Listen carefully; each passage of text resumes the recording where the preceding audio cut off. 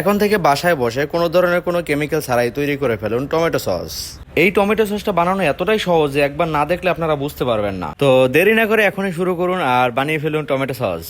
আসসালামু আলাইকুম সবাইকে, সবাই কেমন আছেন? আশা করি সবাই ভালো আছেন। টমেটো সস তৈরি করার জন্য প্রথমেই আমরা সবগুলো টমেটোর বোটা ফেলে দিব।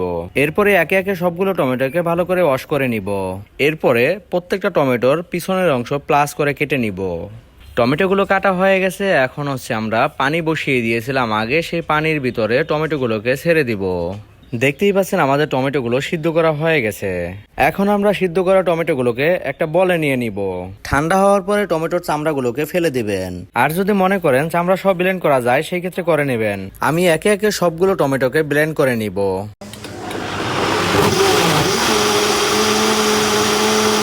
দেখতেই পাচ্ছেন হয়ে গেছে আমাদের ব্লেন্ড করা।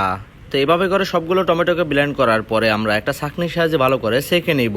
টমেটো সিদ্ধ করার সময় যে এক্সট্রা পানিটা ছিল সেই পানিটাকে আমরা রেখে দিয়েছিলাম। সেই পানিটার সাথে পরবর্তীতে আমরা সেঁকে নেওয়া টমেটোগুলোকে অ্যাড করে দিব।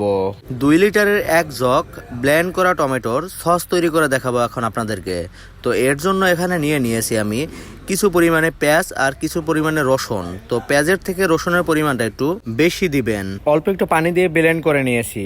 এখন ব্লেন্ড করা টমেটো পেস্ট এক ঝক নিয়ে নিব। চুলাতে একটা কড়াই বসিয়ে দিলাম। এরপর টমেটো পেস্টগুলোকে দিয়ে দিলাম কড়াইয়ের ভিতরে। সাথে এখন অ্যাড করে দেব ব্লেন্ড করা পেঁয়াজ রসুন পেস্ট। এখন দিয়ে দেব চিনি। তো চিনির পরিমাণটা এখানে 100 গ্রাম রয়েছে। অ্যাড করে দিব লবণ। তো লবণের পরিমাণটা এখানে 30 গ্রাম রয়েছে। এখন ভালো করে মিক্স করে নিব। অ্যাড করে দেব 4-5টা লং। এরপরে ভালো করে মিক্স করে পানিটা শুকিয়ে নিব। সাথে অ্যাড করে দেব 50 গ্রাম ভিনেগার। পানিটা শুকিয়ে গেছে। এখন আমি অল্প পরিমাণে কর্নফ্লাওয়ার অ্যাড করে দিব। কর্নফ্লাওয়ার অ্যাড করার পরে ভালো করে মিক্স করে নিব। এরপরে মোটামুটি পর্যায়ে আরো 2 থেকে 3 মিনিটের মতো জাল দিয়ে নিব। একদম যখন ঘনত্বটা পারফেক্ট চলে আসবে এরপরে আমরা তুলে নেব সসটাকে।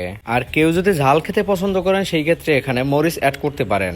আর আমার ঝালটা পছন্দ না, সেই জন্য আমি এখানে মরিচটা অ্যাড করি নাই। দেখতেই পাচ্ছেন অবশেষে আমাদের সসটা রেডি হয়ে গেছে। তো এভাবে করে মূলত আমরা রেস্টুরেন্টে টমেটো সস তৈরি করে থাকি। তো আজকের ভিডিওটি দেখলে আপনারা অনেক উপকৃত হবেন। ভিডিওগুলো কে কোন জেলা থেকে দেখছেন অবশ্যই কমেন্ট করে জানাবেন। আর ভিডিওগুলো আপনাদের কাছে কেমন লাগে অবশ্যই কমেন্টে লিখে যাবেন। আর হ্যাঁ, সসগুলো যখন রেডি হয়ে যাবে এরপরে লংগুলো তুলে ফেলে দিবেন। আর সবাই একটা করে শেয়ার করে দিবেন। আর আপনার একটা শেয়ারে আমার ভিডিওগুলো অনেকের কাছে পৌঁছে যাবে, তারাও অনেক কিছু শিখতে পারবে। তো আজকের ভিডিওটি এই পর্যন্তই। সবাই ভালো থাকবেন, সুস্থ থাকবেন এবং আমার জন্য দোয়া করবেন। সবাইকে আসসালামু আলাইকুম।